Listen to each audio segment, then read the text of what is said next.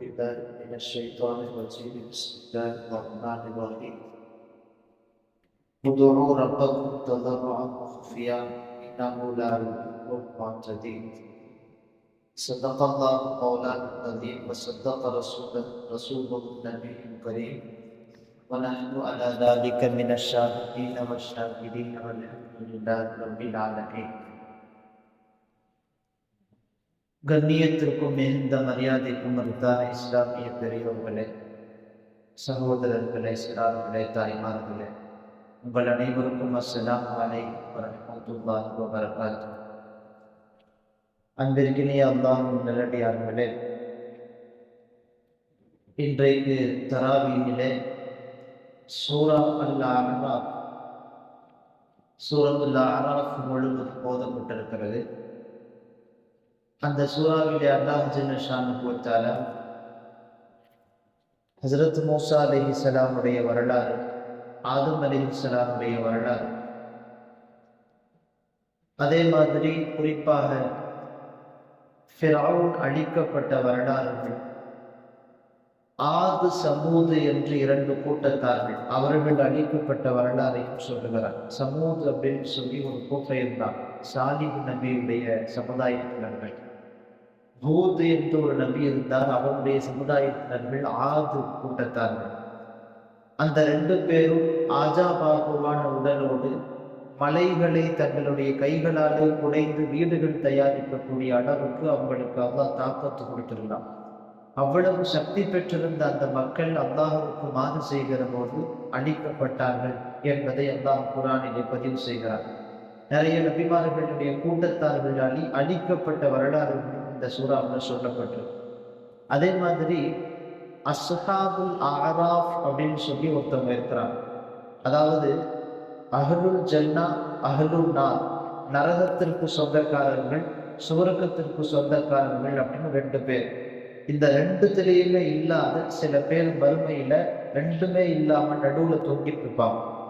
அவங்களுடைய அமல்கள் உடைய எடையும் தட்டும் அவர்களுடைய பாவங்களின் தட்டும் சமமாக இருப்பதால் இவங்க சொர்க்கத்துக்கு அனுப்பப்படுறதா நரகத்துக்கு அனுப்பப்படுறதா அப்படின்னு சொல்லி அவர்கள் தொங்க விடப்பட்டிருப்பார். கடைசியா தான் அவருடைய ரஹ்மத்தால அவங்கள சொர்க்கத்துக்கு அனுப்பிச்சிருவாங்கிறது வேற. ஆனால் அஸ்ஹாபுல் அஅராஃப் அப்படின்னு சொல்லி ஒரு கூட்டத்தார்கள் இருப்பார். அவங்க என்னெல்லாம் செய்வாங்க அப்படிங்கிற செய்திகளை எல்லாம் அல்லாஹ் இந்த சூறாவுக்கு சொல்றான்.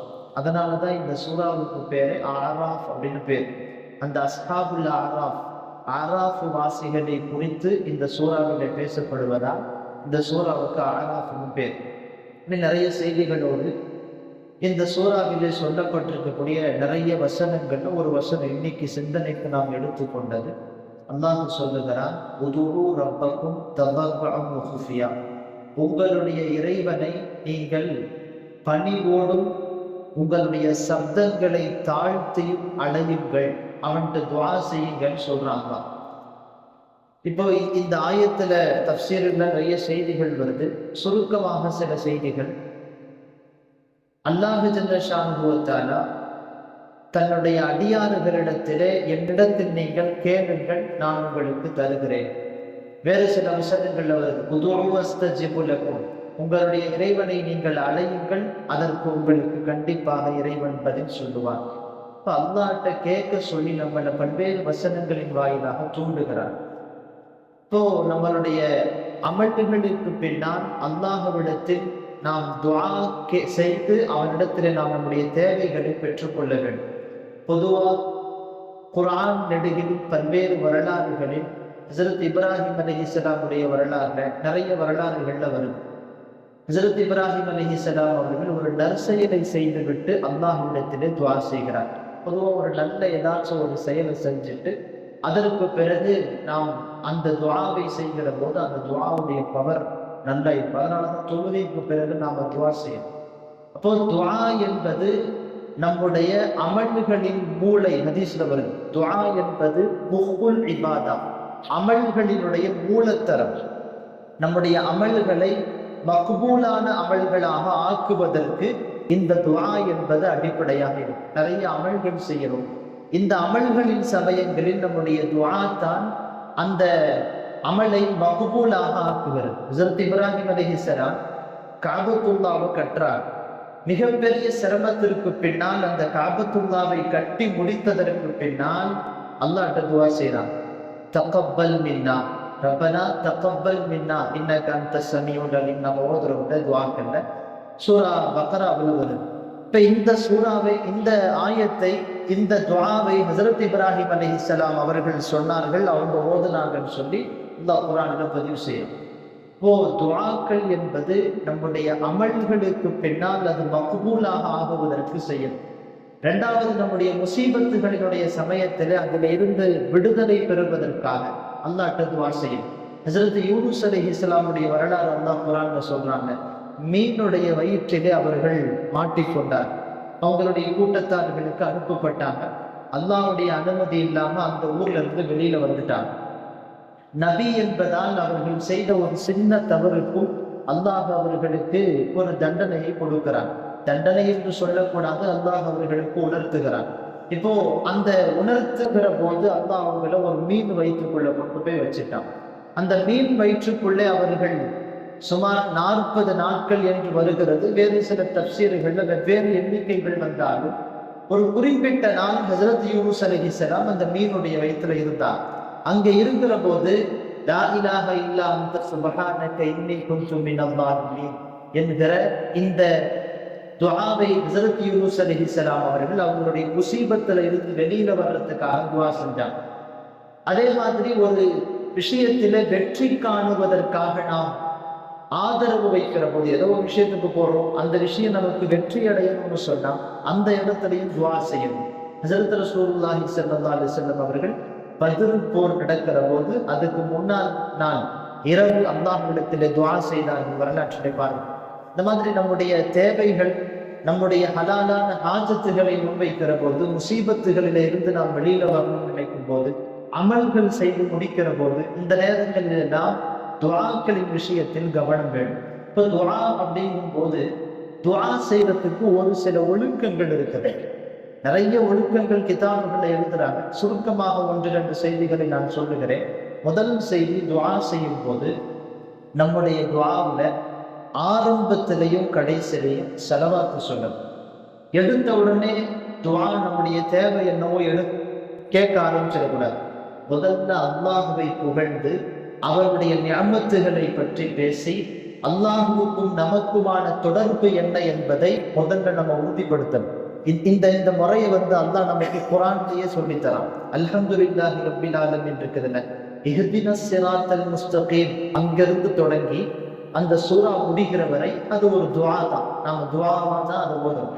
இப்ப இந்த துஆ செய்வதற்கு முன்னால் அந்த துஆ எப்படி இருக்கணும்ன்றது அல்லாஹ் குர்ஆன்ல சொல்லித்தரான். முதல் சூராவுடைய வருது, அல்ஹம்துலில்லாஹி ரப்பில் ஆலமீன், அல்லாஹ் புகழ்ந்து அந்த அல்லாஹ் எப்படிப்பட்டவன் அப்படிங்கிறத பேசி, இய்யாக நஅ்புது வ இய்யாக நஸ்தஈன், உன்னையே நான் வணங்குகிறேன், உன்னிடத்திலே உதவி தேடுகிறேன்னு சொன்னா உனக்கும் எனக்கும் ரப்பு அபுது என்கிற அந்த உறவு இருக்கிறது என்பதை அல்லாஹ்விடத்திலே உறுதி செய்துவிட்டு அதுக்கு பிறகுதான் இஹ்தினஸ் ஸிராத்தல் முஸ்தகீம் நம்முடைய துஆவை நாம் கேட்கணும்.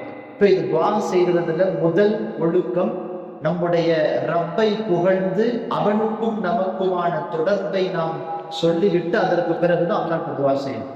இது ஒரு ஒழுக்கம். இரண்டாவது செய்தி, துஆவுல குர்ஆன்ல வந்திருக்கக்கூடிய துஆக்கள், ஹதீஸிலே வந்திருக்கிற துஆக்கள், பெரியார்கள் ஓதிய துஆக்களை நாம ஓதணும். குர்ஆன்ல வந்திருக்கிற துஆ எல்லாம் பார்த்தீங்கன்னு சொன்னா வார்த்தைகள் சுருக்கமாக இருக்கும். அல்லாஹ் அதுதான் விரும்புறான். ரசூலுல்லாஹ் சொல்றான், வளவளன்னு நீட்டா துஆ செய்யறதை விட சுருக்கமாக உங்களுடைய தேவைகளை இறைவனிடத்திலே கேளுங்கள். அல்லாஹ் அப்படிதான் குர்ஆன்லயே நமக்கு சொல்லி தரான். ரப்பனா ஆத்தினா ஃபித் துன்யா ஹஸனத்தன் வ ஃபில் ஆখিরাতি ஹஸனா வ கினா அஸாபன்னார். இந்த துஆவுல இந்த உலகத்தினுடைய மறுமையினுடைய எல்லா நலவுகளையும் எங்களுக்கு கொடுத்து விடு அப்படின்னு நாம கேட்கிறோம். நீளமாக கேட்க வேண்டிய அந்த துஆவை மிகச் சுருக்கமாக அல்லாஹ் நமக்கு சொல்லி தருகிறான். இந்த குர்ஆன்ல வரக்கூடிய துஆ, ஹதீஸ்லயும் அந்த மாதிரி நிறைய துஆக்கள் சுருக்கமாக வருகிறது. ரசூல் ஸல்லல்லாஹு அலைஹி வஸல்லம் சொல்லி தர்றாங்க. அந்த துஆக்களை எல்லாம் நாம ஓதணும். நாம ஒரு ரிஸ்க் கேட்க போறோம், அப்போ அல்லாஹ் ரசூல் ஸல்லல்லாஹு அலைஹி வஸல்லம் எப்படி அந்த துஆவை சொல்லி தர்றாங்க? நாம் அல்லாஹ்ட்ட ஆஃபியத்தை கேட்கிறோம், அந்த ஆஃபியத்தை எப்படி கேட்க வேண்டும் என்று சொல்லி தருகிறார். அல்லாஹ்ட்ட பாவ மன்னிப்பு கேட்க போறோம், அந்த பாவ மன்னிப்பினுடைய துஆ எப்படி இருக்கணும்னு அல்லாஹ் நபி ஸல்லல்லாஹு அலைஹி வஸல்லம் சொல்லி தரார். அந்த மாதிரி ஹதீஸுகள்ல இருக்கக்கூடிய துஆக்களை ஓதணும். மூணாவது, நம்முடைய முன்னோர்கள் பெரியார்கள் ஓதிய துஆக்களை நாம் என்ன செய்ய போதும். நம்முடைய பெரியார்கள் நிறைய துஆக்களை நமக்கு கற்றுத் தருகிறார். சில பேர் என்ன நினைக்கிறாங்கன்னா, குர்ஆன் ஹதீஸ்ல வராத துஆவை ஓதுனா அது ஒரு பெரிய குற்றத்தை போல் பார்க்கக்கூடிய சூழலும் சில பேர்கிட்ட நம்ம பார்க்கிறோம். அது தவறான கருத்து. ஏன்னா குர்ஆன்லயும் அல்லாஹ் சில துஆக்களை பதிவு செய்யறாங்க. அது நம்முடைய முன்னோர்கள் கேட்ட துஆக்களை தான் பதிவு செய்யறோம். ஹஜ்ரத் இப்ராஹிம் அலைஹிஸ்ஸலாம் கேட்ட துஆ, அதுதான் அல்லாஹ் குர்ஆன்ல ரப்பனா தகப்பல் மின்னா இன்னக அன்தஸ் ஸமீஉல் அலீம் ரப்பி ஜஅல்னி முகீமஸ் ஸலாத்தி வ மின் ذُرِّيَّتِي ரப்பனா வ தகப்பல் துஆ. அந்த துஆக்கெல்லாம் இப்ராஹிம் அலைஹிஸ்ஸலாம் கேட்டது. ஹஜ்ரத் ஆதம் அலைஹிஸ்ஸலாம் கேட்ட துஆ ரப்பனா ஸலம்னா அன்ஃபுஸனா வ இல்லம் தக்ஃபிர் லனா வ தர்ஹம்னா லனகூனன்ன மினல் ஃபாஸிலின். இப்ப நம்முடைய முன்னோர்கள் கேட்ட துஆக்களையும் நாம் கேட்கலாம் என்பதற்கு குர்ஆனே நமக்கு சாட்சி சொல்லும். அந்த அடிப்படையில் நம்முடைய முன்னோர்கள் கேட்ட துஆக்களையும் நாம் என்ன செய்யலாம்னு சொன்னா நம்முடைய துஆக்களை கேட்கலாம். இப்ப இது துஆ செய்ய வேண்டிய ஒழுக்கம். நாம நம்முடைய சொந்தமா துஆ செய்யறதை விட நம்முடைய முன்னோர்கள் மக்பூலான துஆக்களை கேட்டிருப்பாங்களே, அந்த துஆ, ஹதீஸ்ல வரக்கூடிய துஆ, குர்ஆன்ல வரக்கூடிய துஆ, இவைகளை எல்லாம் சொல்லி அல்லாஹ்விடத்திலே கேட்கிற போது அதனுடைய உறுதி என்பது உறுதி செய்யப்பட்டதாகும். ஏன்னா அல்லாஹ்வே ஒரு துஆவை, இந்த துஆவை கேளுன்னு சொல்றான்னா அந்த துஆவை நாம கேட்கும் போது கண்டிப்பா தடையில்லாம நம்முடைய துஆ ஏற்றுக்கொள்ளப்படும். அதே மாதிரி துஆ செய்யற அந்த முறைகள்ல இப்ப நான் ஓதுன இந்த ஆயத்துல உதுரு ரப்பக்கும் ததர்ருஅன் வ குஃபியா. அல்லாஹ்ட்ட துஆ செய்யும் போது அல்லாஹ் எதை விரும்புறான்டா, அவனிடத்திலே பணிந்து போய்விட வேண்டும். ஏதோ நாம போய் மளிகை கடையில லிஸ்ட் சொல்ற மாதிரி எனக்கு இது கொடு அப்படின்னு கேட்க கூடாது. ரப்பிடத்திலே கேட்கிற போது அவனிடத்தில் பணிந்து விட வேண்டும். துஆக்களை ஓதுகிற போதும் அந்த துஆக்களை உள்வாங்கி நம்முடைய வார்த்தைகளாகவே அல்லாஹ்விடத்திலே சொல்ல வேண்டும். நாம் அந்த துஆவை உள்வாங்கிக்கணும். முதல்ல ஒரு அரபி துஆ ஓதுறோம்னு சொன்னா அந்த அரபி துஆவுடைய அர்த்தத்தை தெரிஞ்சு வச்சுக்கிட்டு அந்த அர்த்தத்தோடு அதை புரிந்த அந்த வார்த்தைகளை ஓதுகிற போது இன்னும் கொஞ்சம் நல்ல எஃபெக்டா இருக்கும். அல்லாஹ்விடத்திலே துஆ செய்கிற போது அல்லாஹ் அதை விரும்புகிறான். அல்லாஹ்ட்ட போய் துஆவை கேட்பதை விட அவனிடத்திலே மன்றாடுவதை அல்லாஹ் விரும்புகிறான். அப்படியே நாம துஆ ஓதிட்டு போறதை விட ரப்பிடத்திலே அவனிடத்தில் பணிந்து அடிபணிந்து அவன்கிட்ட கேட்கறத விரும்புகிறான். ரெண்டாவது விஷயம், மறைவாக துஆ செய்வதை ரப்பு விரும்புகிறான். குஃபியத் அப்படிங்கிற வார்த்தை ஆயத்துல வருது. குஃபியத் அப்படின்னு சொன்னா நாம தொழுகைக்கு பின்னால மற்ற இடங்கள்ல பொது மஜ்லிஸ்கள்ல துஆ ஜஹரன் ஓதுறோம், எல்லாருக்கும் கேட்கிற மாதிரி ஓதுறோம். அது நபிகள் நாயகம் ஸல்லல்லாஹு அலைஹி வஸல்லம் காண்பித்து தந்த முறை. அதே சமயத்துல நம்முடைய மக்சூஸான நேரங்கள்ல நிறைய மறைவான நேரங்களில் துஆ செய்யணும். அதுலயும் குறிப்பா சஹருடைய நேரத்துல, இப்ப நம்ம ரமலானுடைய மாசத்துல இருக்கிறோம், தஹஜ்ஜுடைய நேரத்தில், சஹருடைய நேரத்தில், யாரும் பார்க்காத அந்த நேரத்தில் இறைவனிடத்தில் மறைவாக நம்முடைய தேவைகளை கேட்பதை அல்லாஹ் விரும்புகிறான். அதுதான் அல்லாஹ் அந்த ஆயத்துல சொன்னா, உதுரு ரப்பக்கும் ததர்ருஅன் வ குஃபியா. உங்களுடைய ரப்பை நீங்கள் பணிவோடும் மறைவிலேயும் அழையுங்கள், கண்டிப்பாக அல்லாஹ் உங்களுக்கு பதில் தருவார். இப்போ துஆ என்பது இந்த ஒழுக்கங்களோடு இருக்கிற போது கண்டிப்பா அந்த துஆவுக்கு ஒரு மக்பூலியத்துங்கிறது அல்லாஹ்ட்ட இருக்கு. துஆ கபூல் ஆகிறதுக்கு தடை அப்படின்னு சொன்னா ஹதீஸுகளின் வாயிலாக ரெண்டு விஷயம் வருது. அந்த ரெண்டு விஷயத்தை விட்டு நாம நம்முடைய வாழ்க்கையை பாதுகாக்க வேண்டும். ஒண்ணு, துஆ கபூலாகாம போகிறதுக்கு ஹராமான உணவு. ரசூல் ஸல்லல்லாஹு அலைஹி வஸல்லம் ஒரு ஹதீஸ்ல சொல்றாங்க, ஒரு அடியான் தன்னுடைய ரப்பிடத்திலே மன்றாடி கேட்டுக்கொண்டே இருக்கிறான். ஆனால் மத்அமுஹு ஹராமுன் வ மல்பஸுஹு ஹராமுன் வ மஷ்ரபுஹு ஹராமுன். அவன் குடிக்கிற தண்ணீர் ஹராம், அவன் சாப்பிடுகிற சாப்பாடு ஹராம், அவன் உடுத்துற உடுப்பு ஹராம், எல்லாம் ஹராம். ஃபன்னா யுஸ்தஜாபு லஹு. ரசூலுல்லாஹ் கேட்கிறான், அவனுக்கு எப்படி பதில் அளிக்க முடியும்? அல்லாஹ் அவனுக்கு எப்படி பதில் அளிப்பார்? ஹராமான உணவுகளை சாப்பிடுகிற போது நம்முடைய துஆக்கள் கபூலாகாமல் போய்விடுகிறது. அல்லாஹ் நம்மளை பாதுகாக்கணும். இரண்டாவது, சொந்த பந்தங்களை முறித்து வாழ்ந்தால் நம்முடைய துஆக்கள் அல்லாஹ்விடத்தில் கபூலாகுவதில்லை. அதனால நம்முடைய சொந்த பந்தங்களோடு சேர்ந்து வாழ வேண்டும். இந்த ரெண்டு விஷயத்தையும் நாம் துஆ கபூலாகிறதுக்கு முன்னுரையாக செய்து வைத்துக் கொள்ள வேண்டும். அப்படி செய்கிற போது கண்டிப்பாக நம்முடைய துஆ மக்பூல் ஆகுவதில் எந்த சந்தேகமும் இல்லை. ஹதீஸ்ல வருது, துஆ ஒண்ணு நாம எதை கேட்கிறோமோ அதுவே நமக்கு கிடைச்சிடும். இல்லாட்டி நாம எதை கேட்கிறோமோ அது கிடைக்காவிட்டாலும் நமக்கு வரவேண்டி இருந்த ஏதாவது முசீபத்துகளை அல்லாஹ் தடுத்து விடுவான். இல்லை என்றால் அந்த துஆவை பாதுகாத்து அல்லாஹ் நாளை மறுமையிலே கொடுப்பான்.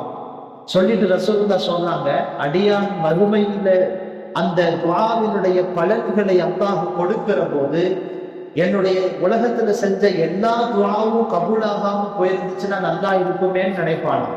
அப்படி ஒரு ஃபாயிதாக்களை, பயன்களை அல்லாஹ் துஆவின் மூலமாக மறுமையிலே தருவான் என்று வருகிறது. எனவே நம்முடைய துஆக்கள் எந்த காலத்திலும் வீணாகுவதில்லை. நாம செய்யக்கூடிய துஆ, நாம் அல்லாஹ்ட்ட அதிகமா துஆ செஞ்சுட்டே இருக்கோம். குறிப்பா இந்த ரமலானுடைய காலங்களில் நம்முடைய முஸ்லிமான சகோதரர்கள் பலஸ்தீன்ல கஷ்டப்பட்டுட்டு இருக்கிறாங்க, அவங்களுக்காக நம்ம துஆ செய்யணும். மறைவில் இருக்கக்கூடிய நம்முடைய சகோதரர்களுக்காக செய்யக்கூடிய துஆ அல்லாஹ்விடத்தில் சீக்கிரத்தில் ஏற்றுக்கொள்ளப்படுகிறது வருது.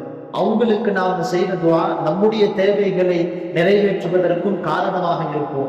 பலஸ்தீனிய மக்களுக்கு துஆ செய்யும். அதே மாதிரி நம்முடைய இந்தியாவில் பாதுகாக்கணும். பொது சிவில் சட்டம் கொண்டு வந்துட்டா, ஒரு சில உத்தரகாண்ட் போன்ற மாநிலங்களிலே பொது சிவில் சட்டம் வந்துவிட்டது. ரமலானுடைய காலமாக இருப்பதால் நாம் எல்லாம் முஸ்லிம்கள் அமைதியாக இருக்கிறோம். இல்லாட்டி மிகப்பெரிய ஒரு பிரச்சனையை இந்த நாடு சந்தித்திருக்கணும். அதே மாதிரி நாம் எல்லாம் எதிர்த்து கொண்டிருந்த வக்ஃபினுடைய சட்டம், வக்ஃபு திருத்த சட்டம், அந்த மசோதா பார்லிமெண்ட்ல அது சப்ளிமெண்ட் செய்யப்பட்டு இப்போது அது நடைமுறைக்கும் வந்துவிட்டது. எனவே அது போன்ற பிரச்சனைகளில் இருந்து முஸ்லிம் சமூகம் பாதுகாக்கப்பட வேண்டும். அந்த அரசாங்கம் முழுவதுமாக துடைத்தளிக்கப்பட வேண்டும். இந்த நேரங்களில் அதற்கான துஆக்களை, நம்மள்கிட்ட இருக்கிற ஆயுதம் அது ஒண்ணுதான். ஹதீஸ்ல வருது, அத்துஆஉ சிலாஹுல் முஃமின், ஒரு முஃமினுடைய ஆயுதம் என்பது துஆ. நம்மள்கிட்ட இருக்கிற பெரிய ஆயுதமே துஆ தான். அந்த ஆயுதத்தை பயன்படுத்தி நம்முடைய எதிரிகளையும் நாம் போர்க்களத்திலே சந்திப்பதற்கு அது ஒரு மிகப்பெரிய பலமான ஆயுதமாக இருக்கும். எல்லாம் வந்த அல்லாஹ் ஜல்ல ஷானஹு தஆலா நம்முடைய முஸ்லிம் சமூகத்தை பாதுகாத்து அவர்களின் துஆக்களை மக்பூலான துஆக்களாக ஆக்கி தந்தல் புரிவானாக. வாஹிர் தாவானா அல்ஹம்துலில்லாஹி ரப்பில் ஆலமீன்.